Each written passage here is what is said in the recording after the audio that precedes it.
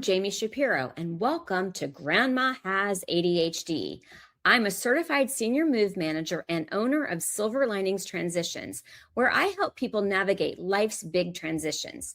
But here's the thing. I spent years helping families move through change while completely missing the pattern that was running through my own life. I'm the daughter of 2 ADHD parents, the mother of 3 ADHD children, and yep, I have ADHD too. For years, I didn't have the language or understanding for what that meant. But becoming an ADHD coach and specialist, that's been absolutely game-changing. Not just for how I work with my clients, but for how I relate to my family, and honestly, for how I understand myself. I even wrote a book about it called This Explains So Much. This podcast is for all of us who are discovering ADHD later in life. Each week, I bring you conversations with industry experts and people sharing their own ADHD journeys, real stories, real strategies, and often a little too much information. If you're loving what you're hearing, please share this podcast, leave us a review, and find me at jamishapiro.me. That's JamiShapiro.me. Whether you're over 50 and just getting diagnosed, or you're recognizing patterns you've lived with your whole life, this is your space to navigate ADHD with others who get it.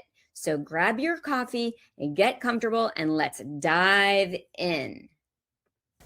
A little while back, This Explains So Much came out in audio format, and I don't think everyone caught it. So consider this your gentle reminder. Since the book came out, I've heard from so many of you. One listener told me, I feel so seen.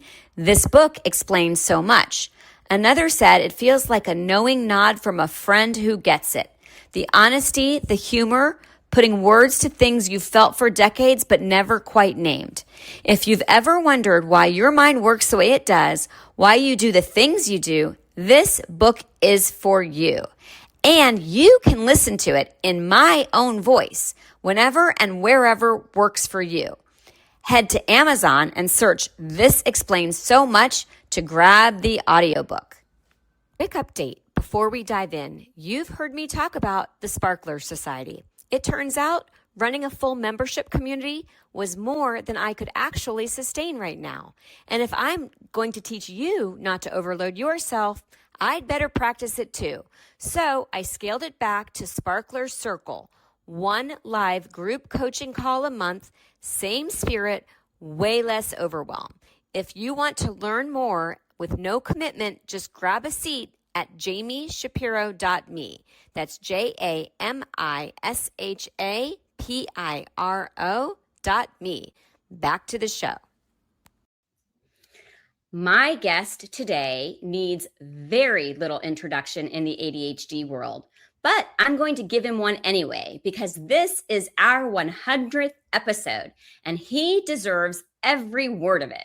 Dr. Edward Ned Hallowell is a board-certified child and adult psychiatrist whose work sparked a revolution in the understanding of ADHD.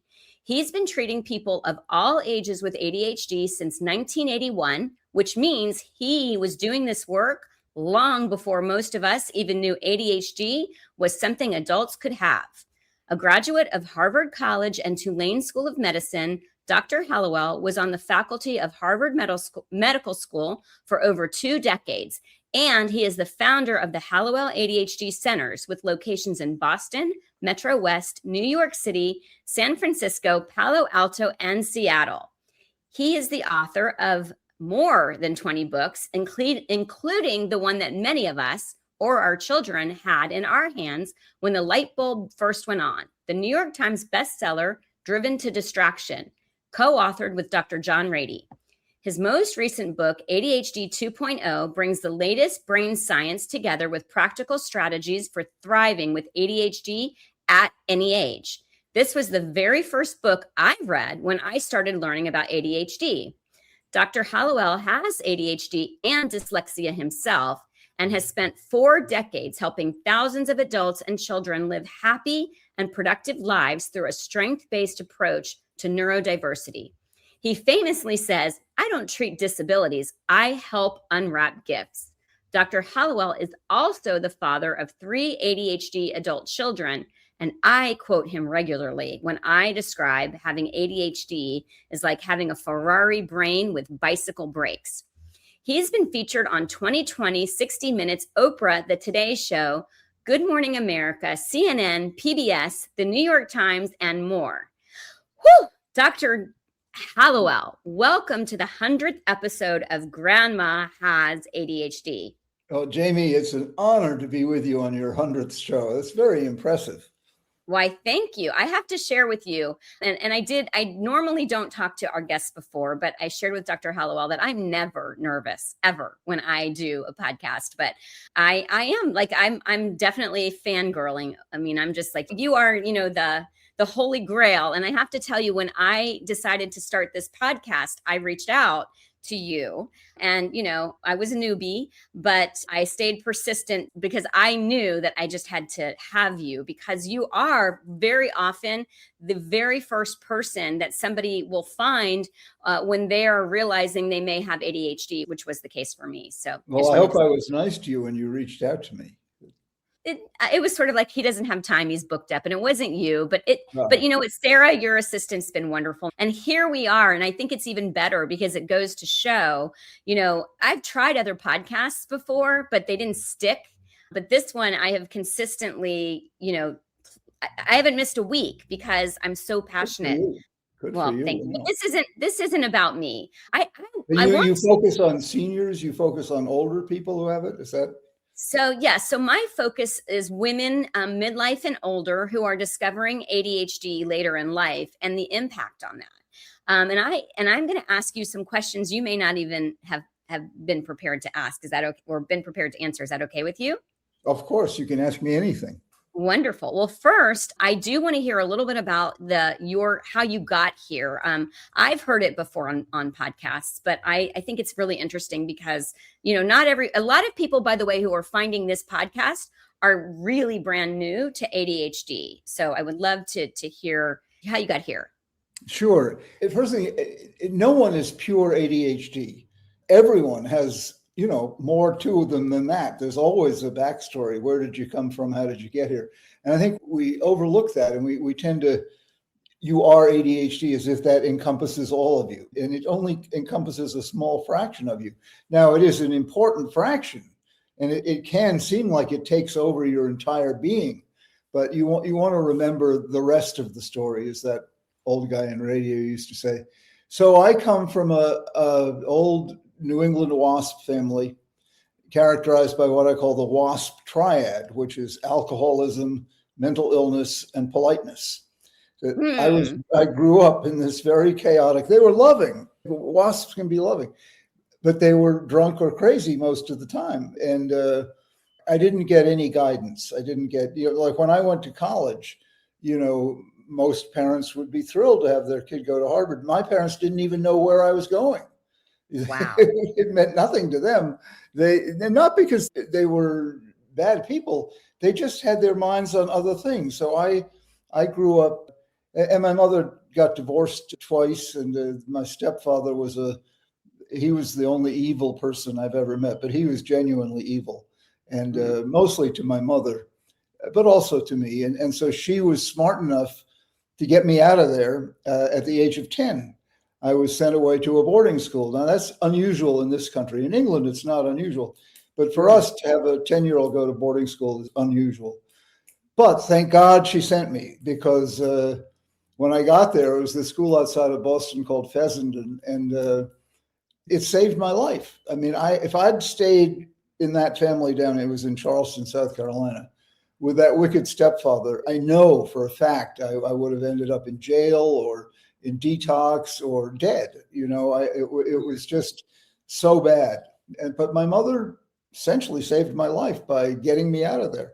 And I spent 4 years at Fessenden where I normalized. The faculty there was not drunk as far as I could tell. And they were caring, and I had two advantages. And people ask me, how could I have done so well? I had two things going for me. Number one, I was cute. And don't tell me it doesn't matter how you look, particularly when you're a kid. It matters a lot. And Mm-hmm. number two, I have a very high IQ. And so I was pretty easy to teach once I decided I wanted to learn. And when I got to Fessenden, I decided I wanted to learn because I wanted to get the teacher's positive attention.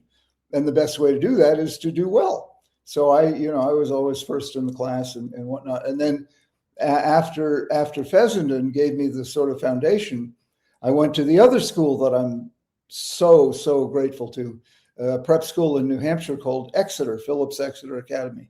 And that place changed my life more than any place ever has. It turned me into a writer. And that's been my passion ever since, and talk about unwrapping my gift. That's why I say I unwrap my gift. There was a teacher there who identified my talent, and he brought me along as a writer, and it was 12th grade. And I ended up writing a novel that year. That's pretty unusual for a 12th grader. And that solidified my identity, not only as a writer, but as someone who had something valuable to contribute. See, self-esteem is such a big problem in the life of most people with ADD. And it gets started in childhood. You get put down a lot. You underachieve a lot. You get lectures on you should try harder a lot.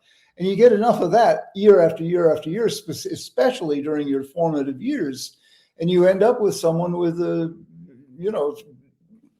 deflated self-esteem, with a pretty negative opinion, not only of themselves, but of life in general. And they have an attitude of I can't instead of I can. And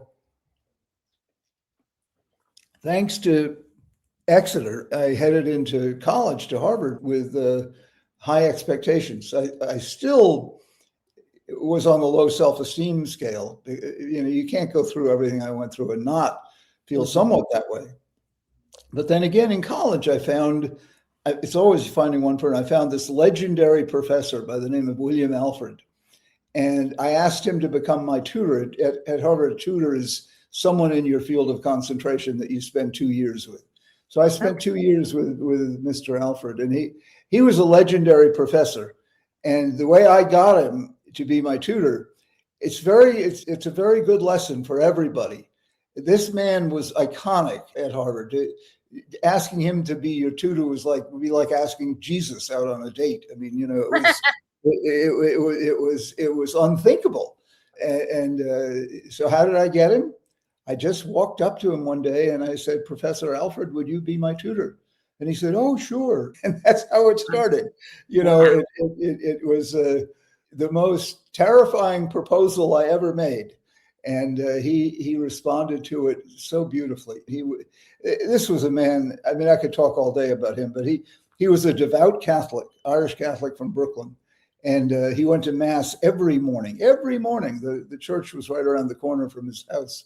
And he really lived that life. He could be as earthy as can be. In fact, we often went out and drank martinis after our session. So we'd swim home, but he would do like every morning he went to the bank and he took out 100 $1 bills. And by the end of the day, he had none left because he gave them away to all the people in Harvard Square and all the people who looked like they needed something. And it was like feeding the pigeons. I mean, he loved to do it and they loved to have him. And so he was a wonderful model. And the 60s were a very troubled time, but with his help, I not only fell in love with literature and not only solidified my identity as someone who had talent, but mostly gave me the confidence, if you will, but more than that, the drive, the aspiration, not to be famous and not to be rich, but to contribute. And you see, St. Francis was right. In giving, we really do receive. And I've spent my whole career giving what I know. And the reason I'm not rich, I don't deal with money. I just don't. I have none of it because I give it all away, and much to my wife's chagrin. But I've been repaid through my work many times over, and that's why I keep writing books. People say, "Why do you write so many books?" Well, number one, if I don't have a book going, I get depressed. And people with ADD, people don't appreciate how much we need a creative outlet. It's like cows need to be milked. We need to have a creative outlet. Mm-hmm.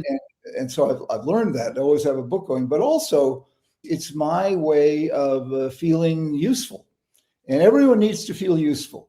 I mean, you must feel useful having started this podcast, and everybody needs to find a way where they can make a contribution that has some significance, other than just paying their taxes and obeying the law or something. It's you don't realize how important it is until you go from not doing it to doing it. And unfortunately, a lot of people with this condition feel that they have nothing to contribute. And the longer you continue on that path, the harder it will be to start contributing. But I love it when someone comes to me and I say to them, "What are you good at?" And they say, "Nothing." I say, "Oh, what would you like to be good at?" "Nothing." "What have you done of value?" "Nothing." I mean, their answer to everything is nothing, nothing, nothing. I'm a useless tub of poop, and I say, I don't believe that. And they say, "Well, how would you know? You haven't lived my life." I say, "But I can imagine what your life was like." And then I make a few guesses, and they're right, because what these people have never had was what I had. People of importance who were interested in me and helped me realize that I had some talent. And so that's basically what I do with my patients, is I help them discover, or as I put it, unwrap their gifts. I mean, the deficit disorder model does such a disservice to people with ADD. First of all, it's wrong. I don't have a deficit of attention. I have an abundance of attention. My challenge is to control it. To tell me I have a deficit would be like I have dementia, which I don't have, but I do have a pronounced wandering of attention, and I never am at a loss for attention. What I am is needing to control it, and that's why I came up with my model of, it's like having a Ferrari engine for a brain with bicycle brakes. We can't control these runaway brains, and so we're forever going here, there, and everywhere. And we are usually so enthusiastic. We become victims of our own enthusiasm. I can't tell you how many women I asked to marry me on the first date. I just get carried away with, "This is so much fun. Let's make it last." And it's a little bit dangerous way to live. But God smiled on me. None of these women accepted my impulsive proposal. But that's the way I still live. I still live reaching out for whatever appeals to me and excites me, interests me. Well, I'm going to stop. I'm going to stop. Yeah. We're going to get back to it, but there were a couple of things I wanted to share. So you mentioned that you come from a family with alcoholism, and one of the things that even brought me to this conversation was not my own diagnosis or my child's diagnosis, but when I realized that my mom and generations of people before her, had undiagnosed ADHD. Have you ever considered, the impact of, I would imagine that your mom, because it is highly heritable, maybe, she also had. Is that something you've considered? Or absolutely she did. And my father too. My father had bipolar disorder. When he came back from World War II, he'd been a All-American hockey player at Harvard. And he led the nation in scoring one year and also in penalty minutes. That tells you what kind of a player he was. Mm-hmm. And then he went off to World War II and he was captain of a destroyer escort. So he spent the war sinking submarines, German U-boats. And when he came back, so he was a war hero. When he came back, he went crazy. And back then, if you went crazy, you were diagnosed automatically as schizophrenic. They really didn't know about bipolar so much. In fact, it was called manic depression back then. And so he was given heavy doses of ECT, of shock treatment, and made no progress. So one day the people in the hospital said, "He's doing better. Well, let's send him home for a trial visit." So they sent him home, and he arrived home and he looked at my mother and he decided she was a Nazi. So he said, "I have to kill you." Oh. And she, artful woman that she was, talked him into having sex instead. And that's where I came from.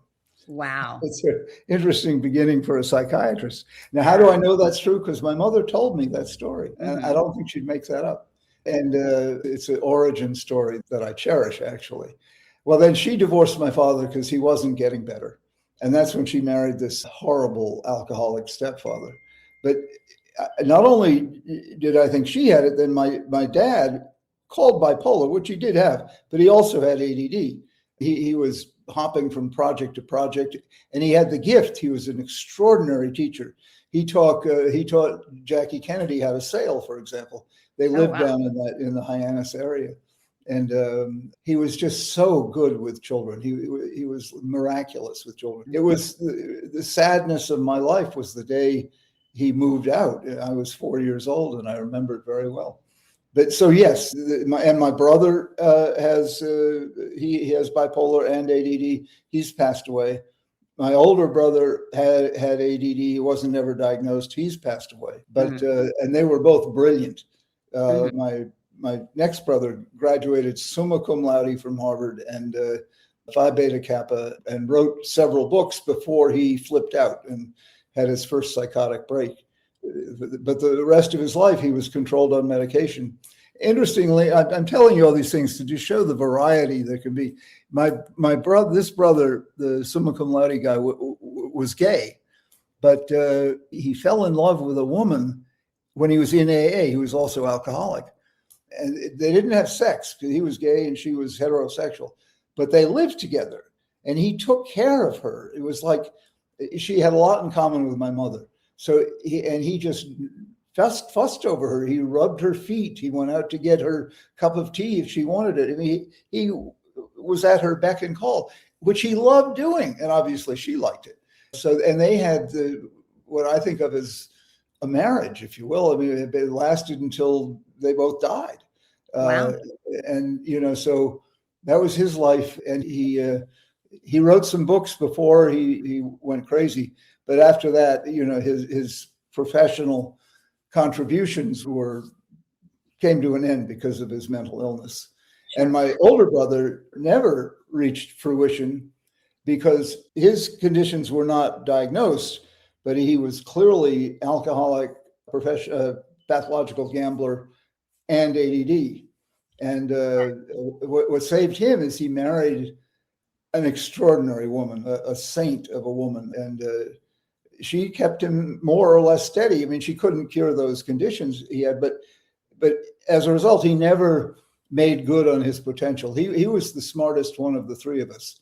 And he had perfect scores on his SATs. And he went, instead of going to Harvard, where he should have gone, he went to the Naval Academy. And so he became a career naval officer, which is not a great way to spend your life. For some people, it's the realization of their dreams. And if your dream is to be a military person, then that's great. But it's not great if you're a really smart, creative individual. The military stifles that. In fact, You know what, though? What? I'm going to do my ADD and ADHD and interrupt you. I could also see the structure, like when you have ADHD and so much is like out there, right? To have someone give you the routine and structure. That's like when I go to the gym, I don't like to go to the gym on my own. I like to do a class because I want someone to tell me what to do. And that's the upside of military academies. If they give you all the structure you can use. My objection to them is they completely stifle independent thinking. Oh, for sure. Independent behavior. They completely stifle creativity. Yeah. You don't want a creative officer. You want an obedient officer. Sure. And in battle, you don't want someone to say, I have a better way of shooting this gun. You want someone to shoot the gun the way it's supposed to be shot. Right. And so they have very little patience with individuality. So I was going to share one of the things that I did in my book, which this explains so much, is I give a list of all of the things that I've discovered can be attributable to ADHD. Not all are going to apply, but you've got the abusive relationships, the alcoholism, the people pleasing, like you can just see it all in your family, And one of the things that I didn't share with you is that my father's been married 5 times. Oh boy, good for him. He likes women. Huh? Well, I think he's an eternal optimist. I mean, he keeps thinking he's going to get it right. But there's also the line that Johnson said, remarriage represents the triumph of hope over experience.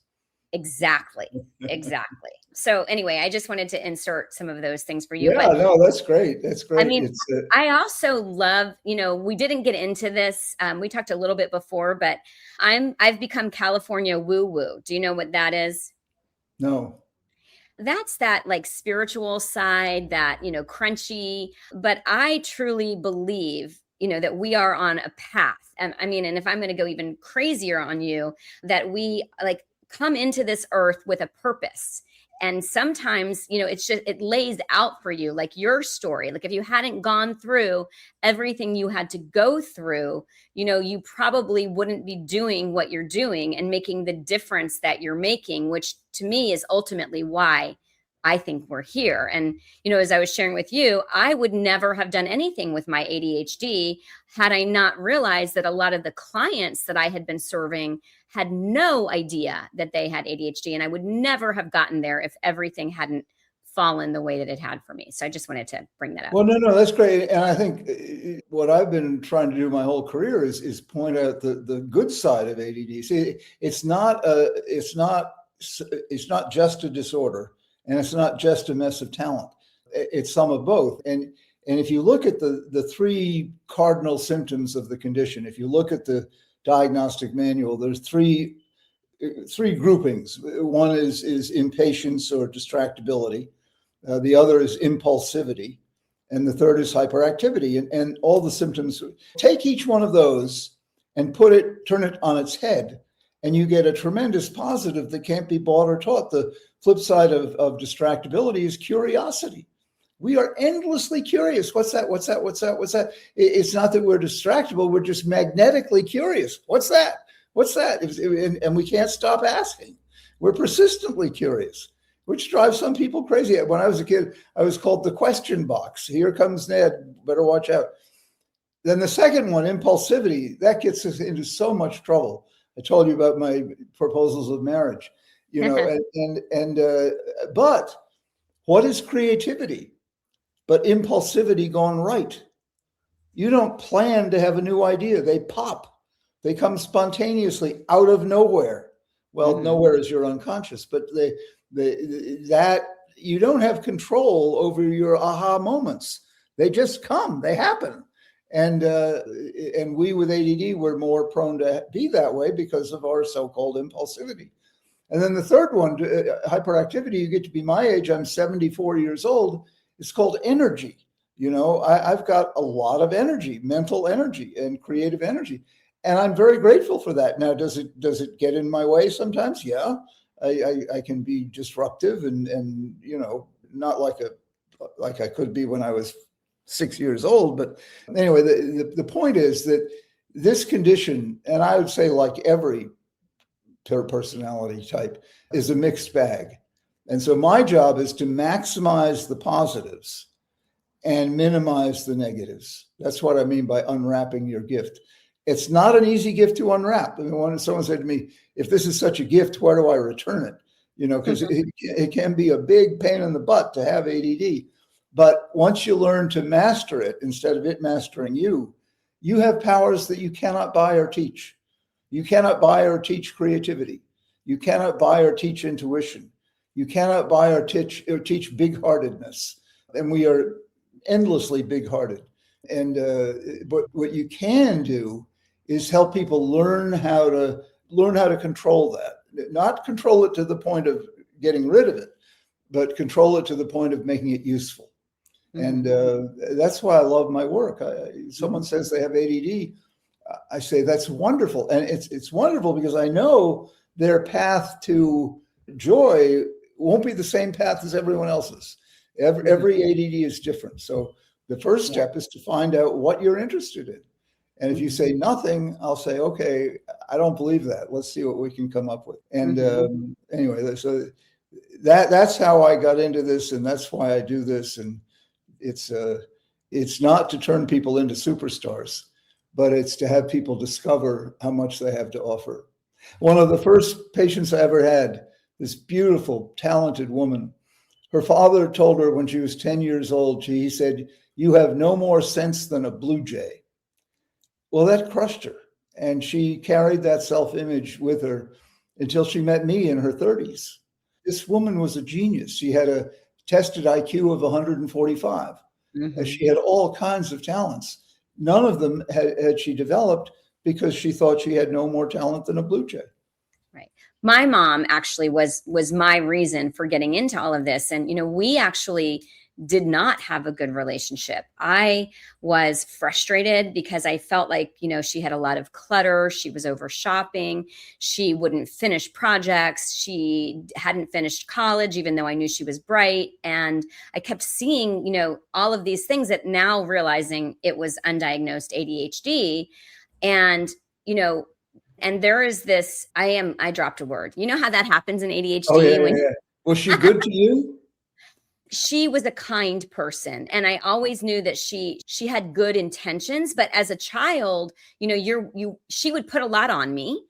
She would, and I now realize she was processing and so I felt this enormous responsibility as an only child to care for my mom, who, really struggled. But I will say that once we both realized that ADHD was at hand, there's been a repair and a relationship that I never expected that we could have. And so that's one of the reasons that I'm so passionate. I want to ask you this because you're now in your 70s. How, and keep in mind that a lot of the people that are coming to this podcast are, 60, 70, 80 years old. What do you have to say to them who are discovering this? What do you want? I mean, you could, the oldest patient I ever had was 76. And once he got treated, he was able to write the novel he'd wanted to write his whole life long.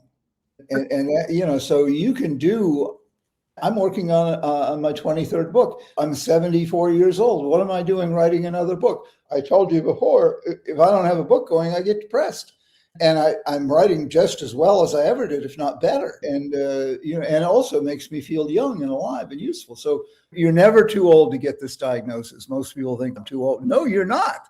And it's a shame to just dissipate and let your talent go off into the vapors. You want to find, and when you unwrap a gift, it gives you a reason to live. And we need a reason to live. Someplace to deploy your talent as opposed to just staring at the sky. And when you do that, it's good for you mentally, physically, and every which way. Your audience is seniors. It shouldn't mean anything other than you probably have more aches and pains. I know I do. And I have no prostate because I had prostate cancer. And I've got 2 artificial hips because I had 2 total hip replacements, all of which miracles of modern medicine. Osteoarthritis which is why you get your hip replaced. Before they had the total hip, so back in the 40s and 50s, the arthritis is so bad, adults who had it would have to crawl around the house. It was too painful even to walk. And so when they developed the total hip, it was a real godsend. People who say how bad the world is, and sure, the world is bad in certain ways, but my goodness, the medical advances. Now, the delivery is not good. Our medical system is not good at that. But what we know, total hip is just one example. ADD is an example. Back in the 50s, nobody had heard of it, and in fact, what they did, they called it minimal brain dysfunction. So it was like you were being basically called retarded and, didn't do much for your self-esteem. So this diagnosis is huge progress. I mean, people's lives are saved by this diagnosis, not to mention their self-esteem and their productivity. Antibiotics, anesthesia. Now with AI, the ability to, bring in a whole bunch of knowledge as well as, micromolecules. And we're going to be living into our hundreds for sure in only a matter of time. So anyway, yes, the world has its problems, but my gosh, we're lucky to have the bounty, and the total hip is just a replacement that came to my mind. So one of the things that I mentioned in my book was that you felt that that the term attention deficit hyperactivity disorder was part of the problem, that you put Yeah, disorder. it's wrong. It's demeaning, it's ugly, it's embarrassing, and it's most of all wrong. We don't have a deficit. Like I said, we have an abundance. And so I came up with a new term. It won't catch on, but it was, at least it's a good term, vast. And first of all, this is a vast condition. And then VAST stands for variable attention stimulus trait. Right. Variability is the hallmark of this. We're never steady state. Stimulation and attention are two of the key elements that vary, and trait separates it from the disease, the disorder. We don't have a disorder, we have a trait that can go either way. It can be an impediment or an asset, and usually some of both. I vote that's what we call it. I love that. And I use that when I present about ADHD. So one of the challenges that I'm facing in the space that I'm in is that I'm mostly dealing with boomers and silent generation who don't like to talk about their problems and don't like to, and then you throw the word disorder into it. So what is what to do with them? Let's just talk about what you love. Let's talk about what you like to do. Let's talk about what you wish you could do better. You don't have to use the term ADD ever. And then you say, well, one of the reasons you can't get better at what you want to get better at is your mind wanders too much. They'll say, yeah, that's true. And then you say, well, what can we do to put a net around that and keep you in one place long enough to get done what you want to get done? Say, I'm always late. I procrastinate. Okay, well, let's talk about that. They'll name all the symptoms. You don't have to use the ugly term ADD, because they'll push back on that. They don't want to. I don't have a deficit disorder, and they're right. They don't. But they've got a race car brain with bicycle brakes. But you don't need to say that either. Just talk about what's getting in their way, and they can tell you that very easily. I'm clumsy. I'm disorganized. I have negative feelings about myself. I put things off. I don't dare try to build the boat I want to build. Fear, I know I'm talking too much, but I'll tell you this one anecdote. After 9/11, I was asked to go on TV and give advice to people. And I didn't know what to say. My daughter, who was 13 at the time, I said, Lucy, what should I say? And she said, oh, Daddy, just tell people don't hold back on life out of fear. Oh, my gosh, that says it all. I mean, that's what I say to everybody. Don't hold back out of fear. Ask the person out you have your eye on. Try the job you wish you could get. Read the book you don't think you're up to. Don't hold back out of fear. And if you have that as your life's goal, you'll come closest you can to reaching your potential. I love that. And I think one of the things with ADHD and the impulsivity and why we tend to be entrepreneurs is that sometimes we don't think through what could go wrong, and we just immediately, jump into, I've got this idea and I'm going to do it. But that's why we do well with a coach or a spouse who has attention surplus. Sure. So I want to talk about two more things when we come back. Actually, three more things for sure when we come back from break. One is that you've had a successful marriage, even though, or I assume that it's successful because you're still with your wife. At least you were the last time I heard any interview or. I'm very much with my wife. Wonderful. It is a successful marriage. I want to talk about this because that can be hard to be in a relationship with someone who has ADHD. But it can also be delightful. Yes. I think people stress too much all the problems that come with this condition. You rarely hear someone talk the way I do about all the blessings that come with it, all the special talents, all the uniqueness, all the things we can do that other people can't do. We come up with earth-shattering ideas, these new ideas that come out of nowhere. They change the world. And we don't stress that enough. And we stress how bad it can be. But anyway. We're going to pause, and actually we're going to also. By the way, I can't stay an awful lot longer, but. Okay. All right. Well, then we're going to pause, and then we're going to come right back in a couple questions. And one of them is going to be the blessings of ADHD.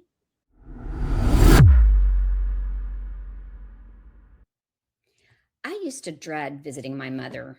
Because of the clutter, the piles, the chaos, we all experience clutter differently. For me, it was a source of anxiety and stress. I'd try to help and she'd get defensive. We were both frustrated, and it was destroying our relationship. Then we discovered something that changed everything. My mother had ADHD, and she'd been living with it undiagnosed for over 76 years. Suddenly, it all made sense. The clutter wasn't laziness. The disorganization wasn't a choice.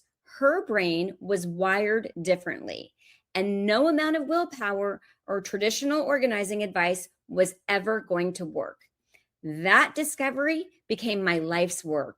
It's why I started the Grandma Has ADHD podcast. It's why I became an ADHD coach and specialist. And it's why I am so passionate about helping women like my mother and maybe like you. Because here's what I know. Clutter affects us emotionally and physically. It damages relationships, it creates shame spirals, and the overwhelm of not knowing where to start keeps you frozen. But it's okay to ask for help. In fact, it's brave. If you're in the San Diego or Coachella Valley area, my team at Silver Linings Transitions can come to your home. We'll help you tackle the clutter with compassion, not judgment.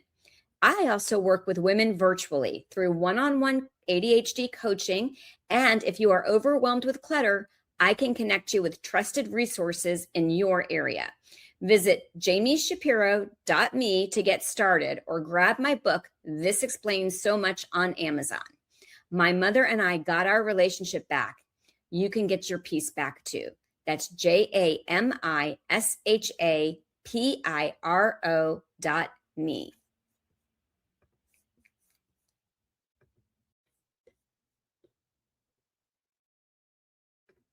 Moving can feel overwhelming, whether you're downsizing, relocating, or helping a loved one transition. There are so many decisions to make, details to handle, and emotions to navigate. At Silver Linings Transitions, we believe every move should be magical, not stressful. We're more than movers. We expertly guide you through the entire process and do our best to alleviate your concerns. From the moment we meet, you'll feel comfortable because we will listen to your needs and wants and work together to create a personalized plan that honors your memories and your cherished belongings while helping you embrace your next chapter.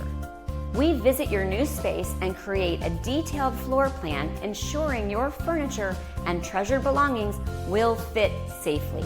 We handle the logistics so you don't need to worry about anything, from sorting and packing to coordinating the sale and donation of unwanted items. Our professional team uses efficient, eco-friendly bins and handles every detail with care.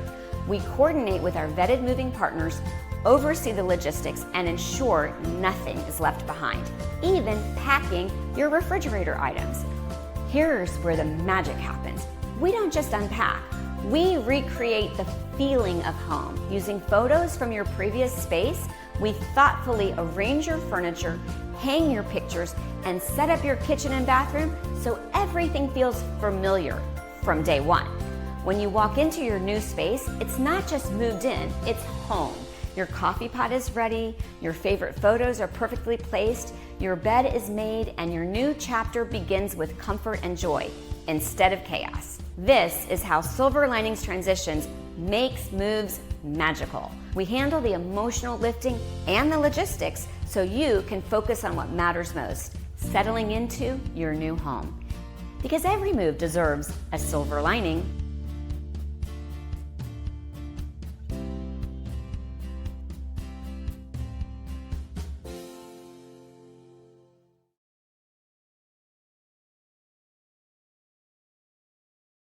Hi, I'm Jami Shapiro. I am an ADHD coach and the founder of Silver Linings Transitions, where we do home organizing and move management.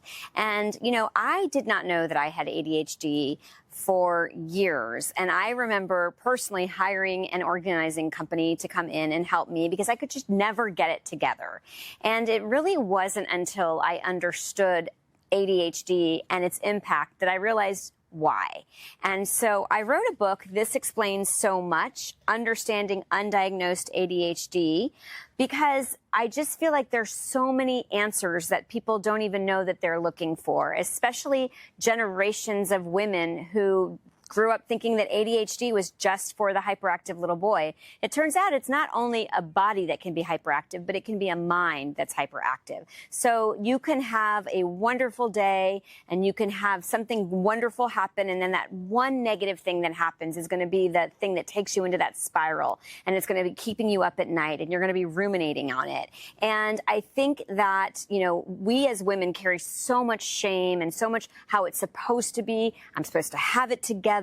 And I remember that was the case for me. I remember, how is it that all of these women have so much consistency and their kids get the sticker charts and everything seems to run well, and I'm the one that's missing parent-teacher conferences and my house, you know, is always in chaos. And then again, that negative self-talk. So my mission is really to educate people who have no idea that ADHD has the impact that it does. And it's to connect you to other people who get it and who will make you feel that you aren't alone, you're not crazy, you're not lazy, you're not stupid, you're not too much. You just have a brain that was wired differently. And I can't wait for you to join me in the community that I'm building, the workshops that I'm creating, the book club that I'm hosting, because I know that I am going to make a profound difference in your life. So, Dr. Hallowell, one of the reasons I specifically wanted to have you on, and why you're one of my favorite people in the ADHD space, is that you do focus on the blessings of ADHD. And I don't want to negate that it can be, I call it an albatross for some people. But when you lean into your gifts and you figure out, you know, what your purpose is, you know, it is a blessing. So share some of the blessings of ADHD for my listeners who are, you know, picking on themselves or doubting themselves. But we've alluded to them already. I mean, creativity, originality, energy, imagination. In fact, probably the one quality, entity, whatever you want to call it, that we have much better than other people, much bigger than other people, is our imagination. We've got the colossal imagination. Now, that's the source of a lot of the positives, but it's also the source of a lot of the negatives. Mm-hmm. We can imagine horrible things and just perseverate on the terribleness. But we also are the people who are the source of the new ideas. We're the source of the unusual and the, you know, so, and then the energy we have, we're indefatigable. You know, we're the ever-ready bunny. We tend to be very loving. You know, we don't remember grudges long enough to hold them. You know, and yeah, we can get fiercely angry, but then we forget about it. And the big-heartedness, the generosity. You know, I am not a wealthy man. I would be if I weren't so generous. I give it all away. But that's the way I want to be. You know, like my old teacher in college who walked away giving away $100 bills. And I mean, $1 bills. If he had enough, he'd give away $100 bills. But so that and we are different. People say, I feel different. Well, you are different, but don't try to be not different, you know, because you'll fail. Don't try to be Joe Normal or Jill Normal, because you'll never get there. And your efforts to get there will take away the good stuff that you've got, you know. So you want to get comfortable with who you are. Then you can make your special contribution. I love that. And, you know, I love the, you know, Lady Gaga, Baby, You Were Born This Way. And I feel like, you know, coming and living out with my ADHD and being very out about it. And when I give a presentation now, I will tell people, you're going to see me lose words. So now all of a sudden, I'm not embarrassed about it. I've just normalized it and nobody is judging me. The other thing that, so I think that, to your point, like, we were given this gift because we were supposed to contribute something to the world. One of the things that when we took a break, I said that there would be commercials in between the break. And you said, I want to make sure you promote your business. So here's where I'm going to do it.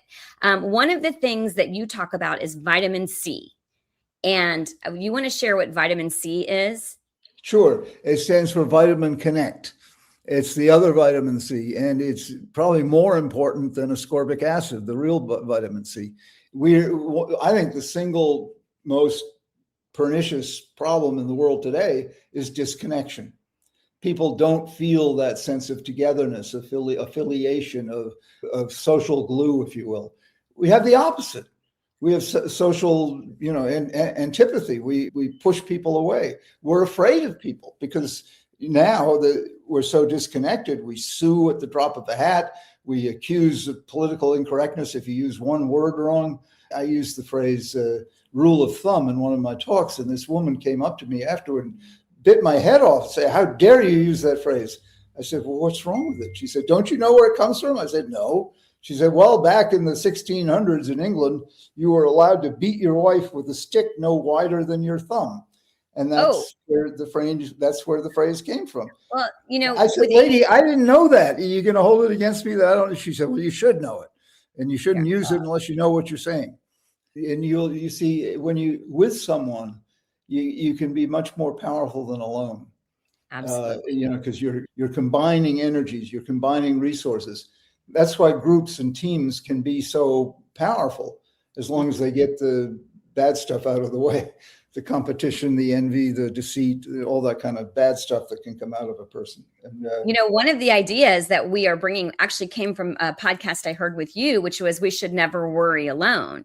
So we're going to have the worry circle because it is so much better to get it out there and talk to other people and not. Yeah, I'm in the process of trying to start something that's called the Hallowell Hub. If you go to hallowellhub.com, and what we're offering is a place where people can come together. I'll be there every week for an hour to do Q&A, and then we'll have all the things I've done over my many years and offer it in sort of in a workshop atmosphere. If you're interested, just go to hallowellhub.com, and we're just starting it. And because to me, the solution to the world's problems today is connection. We're at each other's throat because we don't know each other. I mean, once you get to know someone, it's very rare that you'll hate them. You might not like them, but what happens is familiarity does not breed contempt. It breeds convivial. It breeds connection, and we are inclined genetically to connect. We need to connect. Without that, we don't feel right. We get depressed. The best antidepressant is a connection. Never worry alone. And do the thought experiment. Imagine you're in a big dark warehouse alone. You get paranoid. You worry. You're afraid. Mm-hmm. Let's say you're in the same big dark warehouse with somebody. You laugh. You don't feel afraid at all. Right. So isolation, and this has been proven scientifically, isolation is as dangerous a risk factor for early death as cigarette smoking. People don't know that, but it is. Mm-hmm. Isolation is bad for you, mm-hmm. and connection is actively good for you. There aren't many things in life that are free, fun, and good for you, and connection is one of them. Right. Sex with the right person is another one. Uh-huh. Giving is another one, and physical exercise is another one. Mm-hmm. And if you can do those regularly, you'll be happy and healthy. Right. I have to ask you one more question because I ask everybody this. It actually came from Penn Holderness's keynote address at the 2024 International ADHD Conference. And he said something about pushing a button and not having ADHD. So normally when I take a break, I ask my guests if they would push the button and not have ADHD, would they push that button? I already know your answer, but I want to hear what you have to say. Absolutely not. I mean, it would be like giving away my gift. What makes me different from mm-hmm. Joe Normal is my ADD, and I've learned pretty much how to control it. And I still make major boo-boos, but not so many that I'd want to get rid of the ADD in me. And it's what gives my life zest. I mean, I love the fact that I'm inappropriate. I mean, I hate that word. You do anything at all interesting is called inappropriate. And, it's sanitizing the world. It's trying to make everything conforming and lined up and orderly and all. That's horrible. There's nothing new there. And plus, a machine can do it better. AI can do that better. For conformity, AI's got us beat by miles. But the one thing AI can't do is what we do so naturally, which is be different, invent, create, discover.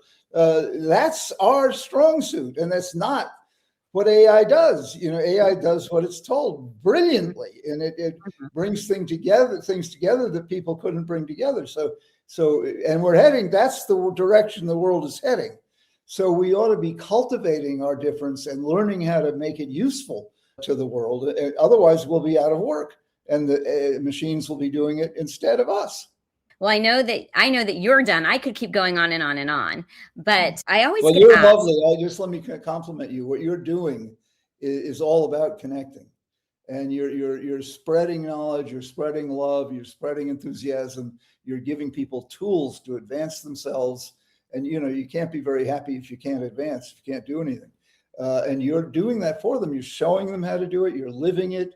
You've not always had it easy in your life. You've shown how to triumph over adversity, and you do it with a wonderful charm and humility that I hope you appreciate how wonderful you are. Oh, well, you just you just gave me the recognitions. I thought it was recognition success euphoria, but it's recognition sensitive. I can't remember how I put it. It's the opposite of rejection sensitivity disorder. And you just thank you. Like what you've given to me and to everybody is such a gift. And I would love to have you back because there were so many other things that I'd love to come. That'd be fun. But, one of the things that people ask me is, why does it matter? Why are you even doing this? Why, people have lived, I know his eyebrows just went up, by the way, if you're listening. Why does it even matter that you discover you've gone 60, 70, 80 years without knowing? Why does it matter now? What would you say? Why do I need to eat every day? It's a matter of continual nourishment. I get nourished by nourishing other people. And that's the beauty of the exchange that we go every day. And I in giving, I receive. And so that's why I can, like I say, if I'm not creating something, giving something, building something, I get depressed. And we have this inner drive to create something of value. And it's not just ambition and wanting to get rich and win the Nobel Prize. It's much more, what's the word? It's not about advancing myself. It's advancing what I have to offer. I'm a catalyst, not when people say, thank you so much, I say to them, well, thank you for thanking me. And I appreciate that. But it's really the knowledge I gave you and the attitude I gave you. It's not anything that I did. It's what you did with what I had to offer. Well, it can be so self-effacing. And, the title of my new book, You're Better Than You Think. And once you start believing that and acting on that, you'll find you just start growing wonderfully. Yeah, that is wonderful. Well, I just want you to know that when you get up to the pearly gates and there is this scale of judgment, you have lived a life that has touched so many people and made a difference in my life, which has helped me to expand that. So as I like to end my podcast, it really is never too late to make the rest of your life the best of your life. Thank you so much for listening. Thank you, Jami. The opinions expressed on Grandma Has ADHD podcast are those of our guests and hosts and are intended for informational and entertainment purposes only.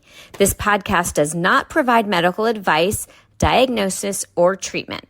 The content discussed in this episode is not a substitute for professional medical advice, diagnosis, or treatment. Always seek the advice of your physician, mental health professional, or other qualified health provider with any questions you may have regarding a medical condition or mental health concern. Never disregard professional medical advice or delay in seeking it because of something you have heard on this podcast. If you think you may have a medical emergency, call your doctor or emergency services immediately. The hosts, guests, and producers of Grandma Has ADHD do not assume any liability for the content of this podcast. Listen at your own discretion.